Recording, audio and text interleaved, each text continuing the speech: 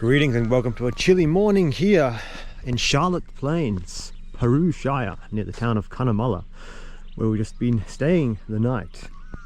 And wow, that was quite an interesting experience. 100% recommend staying here. It's very worth it. At the Ball campsite where I was, it's only unpowered sites. I think there's elsewhere where there is a few powered sites, but just go to the unpowered side, stay at the Ball campsite. 100% recommend it.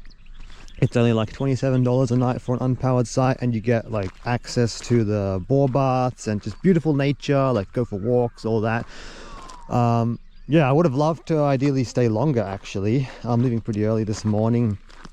Because yeah, anyway, this trip is more so about just seeing breadth, like a lot of just different places and all that. I'm not really staying too long in any single place. Yeah, I'm just sort of making mental notes, and then place I like, I would come back. And definitely this place I would love to eventually come back to. So Charlotte Plains, hot artesian bore, nature spa, property tours, camping accommodation. You can do like your own self-guided tour pretty much, like go around exploring. It's a massive property, of course. It's a nice chilly morning, down to 2 degrees this morning. The forecast said 6, but no, it got down to 2. So yeah, I had to rug myself up in the car again. So a big difference between day and night temperatures, especially this time of year, being in the start of the drier desert regions, of course. Accessibility wise, it's a dirt gravel road. Lots of these fine little pebbles. I was honestly a bit sketched out in some sections, even with my car. Like, you definitely need a 4-wheel drive or all-wheel drive vehicle to access this. And even with my car, I was a bit sketched out in a few points, and I was considering, should I keep going? But lucky I kept going and I got there. It was, yeah, you need a good car to get there. Lucky mine held up. I just pulled over to the side before I go onto the main road. I just wanted to check everything's okay, check the tires, because I was a bit paranoid at one point where there was a bunch of these big stones that are on the ground. You never know, you can easily pop a tire out here. This is the dust, okay. Nope, you're okay. Always double check your tires, guys. I mean, better check at a server when I'm there, but no, that all seems pretty normal. No rocks wedged in there. Good. All that mud and stuff that was on previously is at least gone. Okay, we're good to go. Onwards and upwards to Cunnamulla.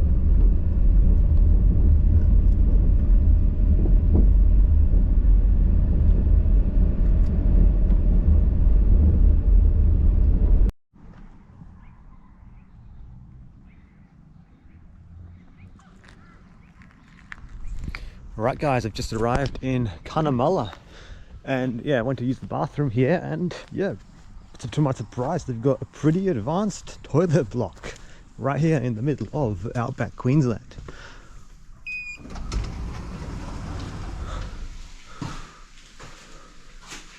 Welcome to Exoloo. Please press button to close and lock door. Hey.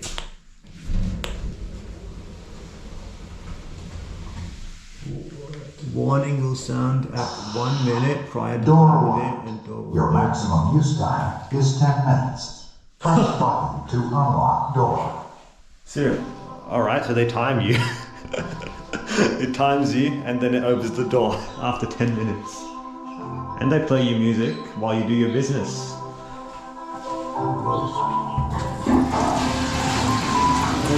Auto flush. What is this? Toilets will flush when hands are washed or when the cubicle is vacated. Okay. Well, this is more advanced than anything we have on the southern towns. Better get down to business, otherwise my time will run out. The Cunnamulla fella Immortalized in song by Stan Costa, Slim and Dusty.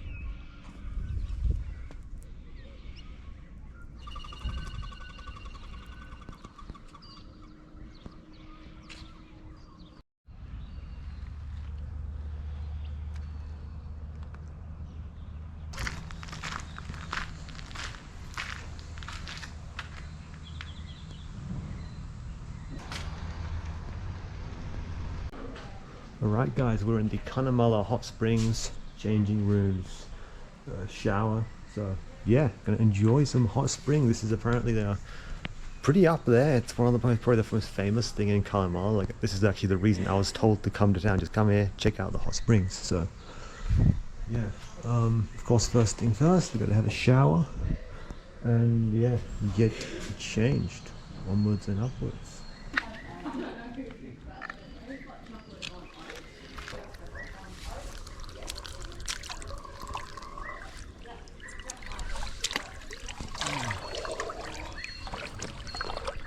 Still pretty chilly out there.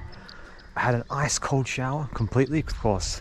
Need to keep my cold exposure challenge going, but man, this is nice. 38 to 40 degrees. Ooh, about equal to what I was in yesterday.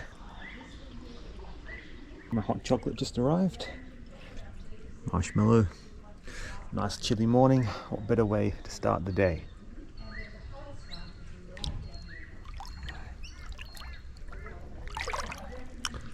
Views of the river here.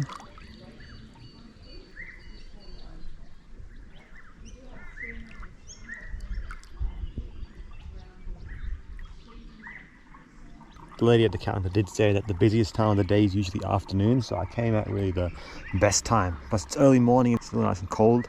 I've been in this one for probably 15 minutes already. Starting to get nice and toasty.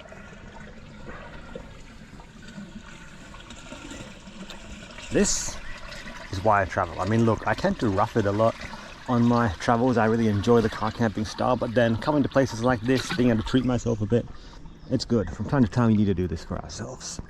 For one adult, it's $45 entry fee for a day. You buy a pass for a day, then you can come back as many times as you want. We'll check out the some of the other pools, the cooler ones, and probably the sauna and steam room as well. I already know I'm going to get comments of saying it's sauna, not sauna. No, it is sauna. That's the proper way to say it. Sauna is a Finnish word, and that's the way you say it. The English pronunciation sauna is wrong, I'm afraid. Sauna. We'll go there.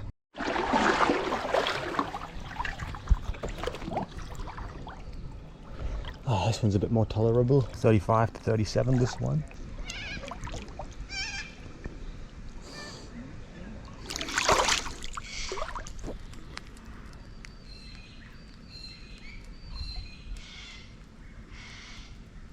They do have a cold plunge as well, but apparently it's out of action, unfortunately. I did read online, yeah, they had a cold plunge, and I was like, ooh, cold plunge. That would have been cool to combine. They're going in the warmest one and then take a cold plunge, but no, it's out of action at the moment, unfortunately. Yeah, anyway, this one doesn't do too much. It's 35 to 37, just a nice place to chill for longer periods of time. But yeah, if you want to build yourself up to the warmest one. Okay, what do we have here? 40 to 42. Okay, this is definitely the warmest. This is above 40. What do we have? Oh, we have a little kiddie pool here. How warm is this? Nyaru pool. This one. 36 to 38. So this is for kids to play in, this one. And this is Kamu pool. 40 to 42 degrees. Oh yeah, this is definitely the warmest. This is definitely warmer than the first one I was in. Oh yeah! This is like a nice proper spa bath. Again, really distinctive smell from the water. All the minerals that are soaked in. Again, water from the Great Artesian Basin just bubbling up to the surface. I would have loved to stay longer at Charlotte Plains, but I'm really glad I chose to come here early in the morning because, I don't know, just throughout the day as it warms up, it's just, I don't know, I like to just get out and then you have that nice cool air. I mean, it's warming up rapidly now the sun is out, but yes, I chose a good time. Wow. Yeah, this is warm. I don't want to stay in here too long.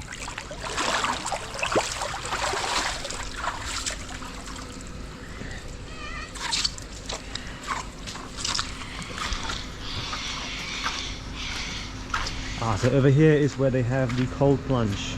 Guara, cold plunge. It's closed, unfortunately. What does it say?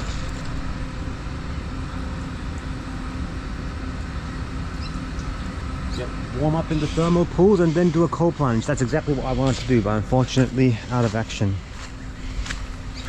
Now, sauna and steam room. Wow, it's a steam bath and then a sauna. Please dry off before entering the sauna. Yeah, right. So we'll do a steam room first, actually. Let's do the steam room. Oh, hey, okay. Stay in here. It's probably fogging up for you. I don't think you can see much in this. Ooh.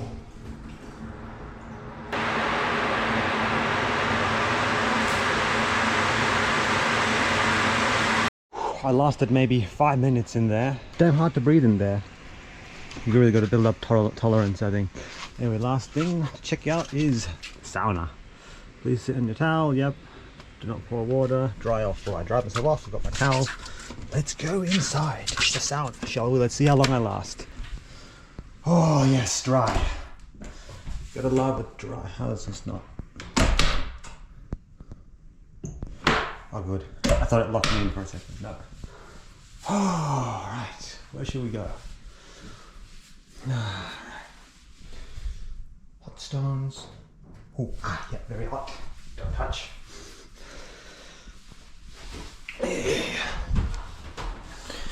Oh, what are we at? Yes.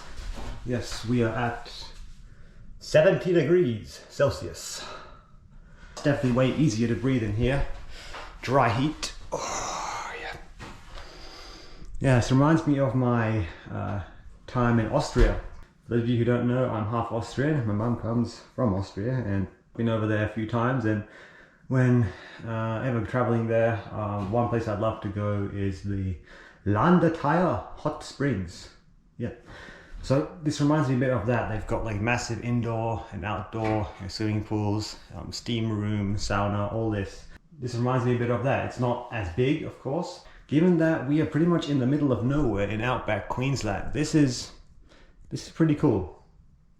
I'm liking this. And look at this, you've got one thing that the Landeteier hot springs did not have was this view.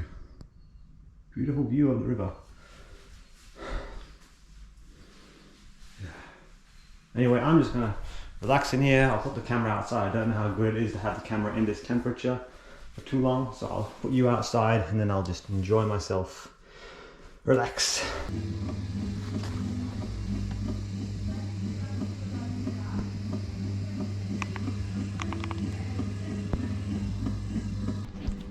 Zenchi machines. I had no idea what these things are, but apparently it's really good for circulation. And a free Tulsi rose tea.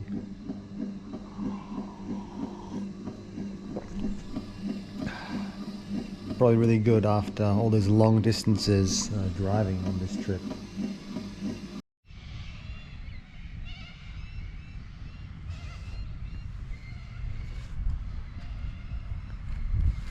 Right guys, all done here at Cunnamulla Hot Springs. 100% definitely recommend this place. It's $45 for a adult pass for a day, $65 for 2 days, and I think for what you get, Zenchi machines, I mean that's a bit of an added bonus. Tulsi tea and yeah, just hot springs, sauna, steam room. It's really cool, really interesting. I'm glad I came.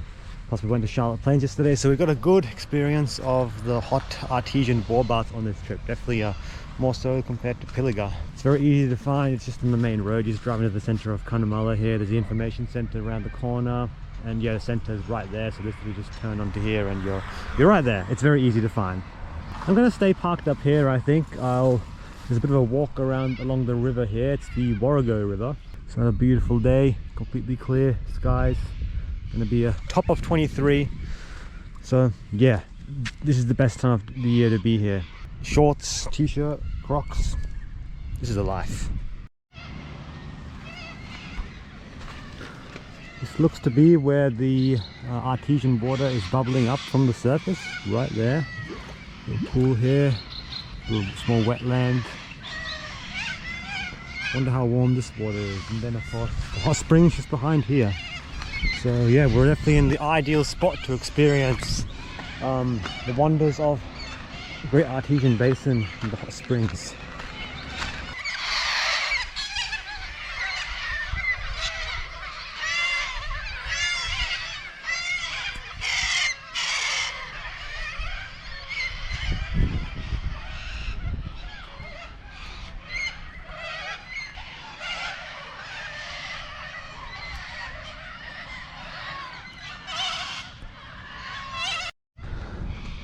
By a small park in the center, nice stroll along the river. I find myself just thinking about like these outback towns that really not many people know about, especially in the cities, you know, like St. George, Cunnamulla, and honestly, doesn't look like a bad place to live. Like just from my first impressions, like you've got most of the basic necessities in town. Of course, the real challenge living here would probably be employment, you know, finding some sort of employment, but I'm just talking about like day-to-day living. It really doesn't look that bad. Like I find myself, I really like these towns. Like, I like Cunnamulla, I like St. George.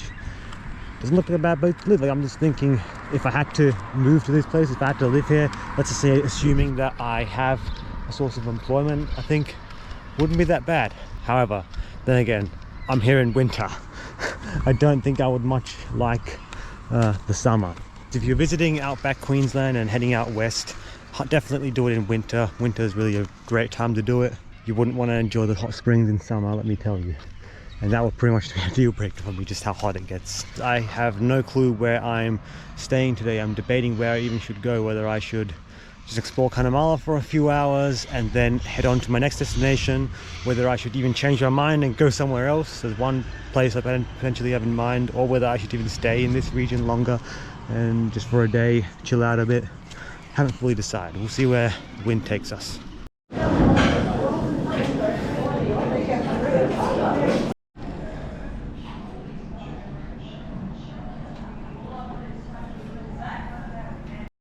Stopped by the Cunnamulla coffee shop and we are going to be trying a camel burger.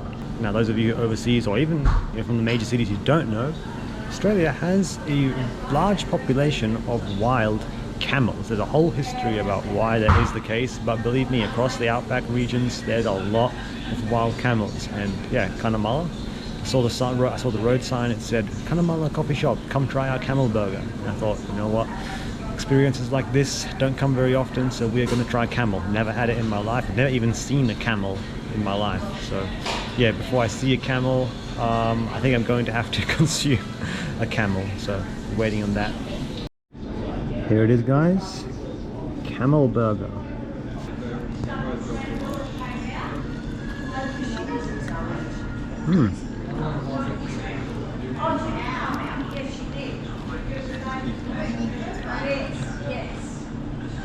Tastes a little bit like lamb, actually. I don't know, that's the closest meat that I can compare this to.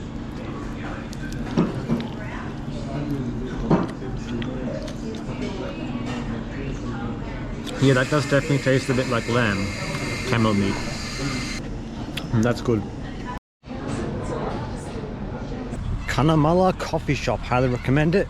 $16 for a camel burger, so that's definitely decent value, I think, considering how much of a, especially this part of the world, how exotic camel meat is. So yeah, definitely a good bargain, much better value compared to an Indie Gully pub where I was.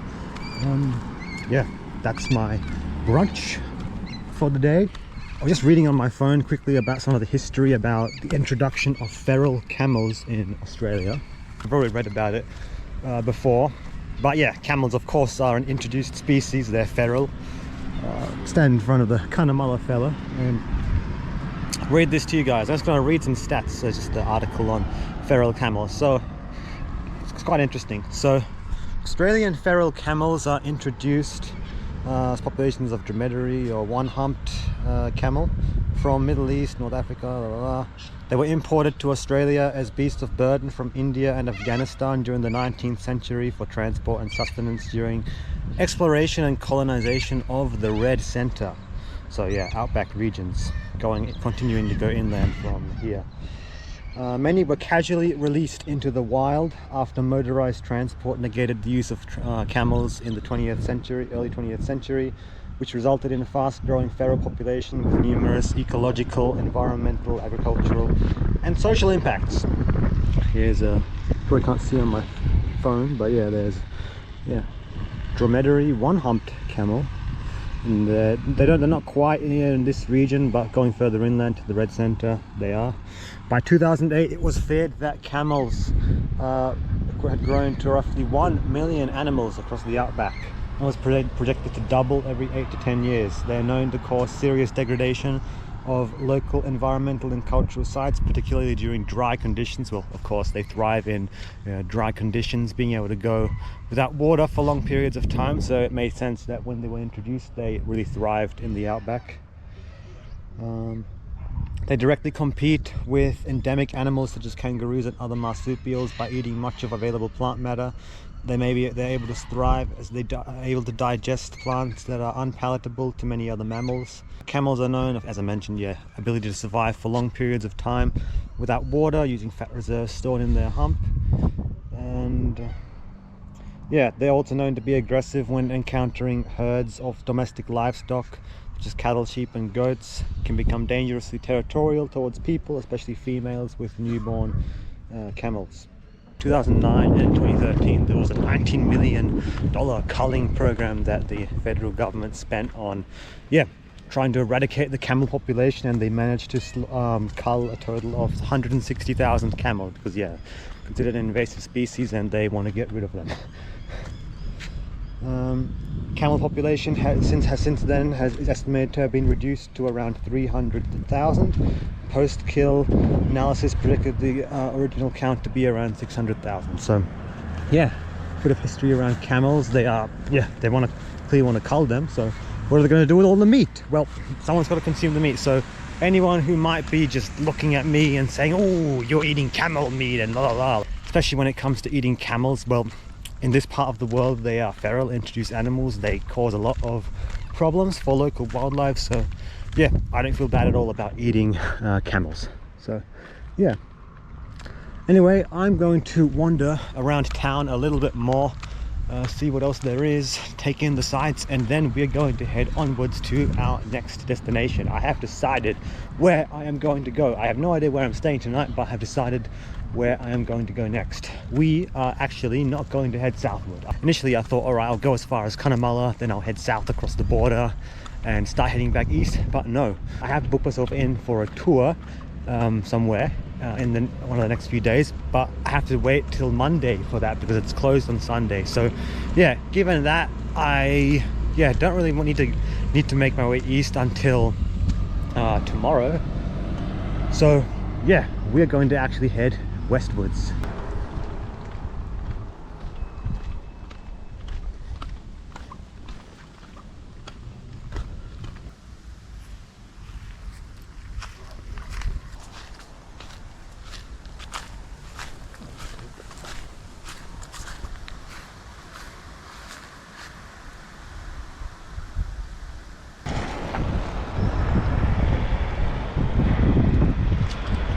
Let's go across the city.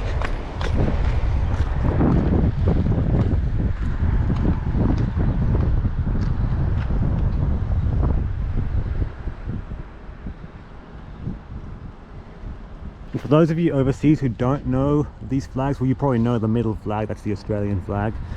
One on the left, Aboriginal flag, Australian flag, and Queensland flag on the right, which all, man, Australian state flags are just so boring, honestly. Like, Queensland flag, just instead of the Southern Cross, it's a seal with what looks to be the cross of Malta and the crown.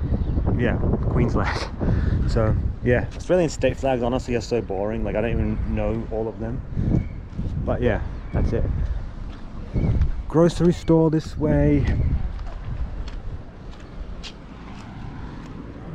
Cunnamulla courthouse. There's a lot of grey nomads on the road, you know, older couples, people traveling. I feel a bit out of place. I'm like one of the youngest people here. There's not that many young people around. Nothing much else really to see around the town. The hot springs was what was the main reason why I came, but yeah, the camel burger was definitely a big bonus. So definitely Cunnamulla is worthwhile stopping by.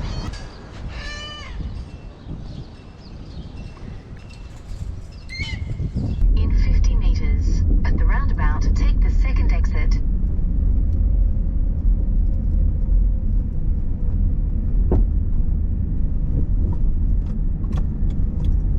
In 200 meters, turn right.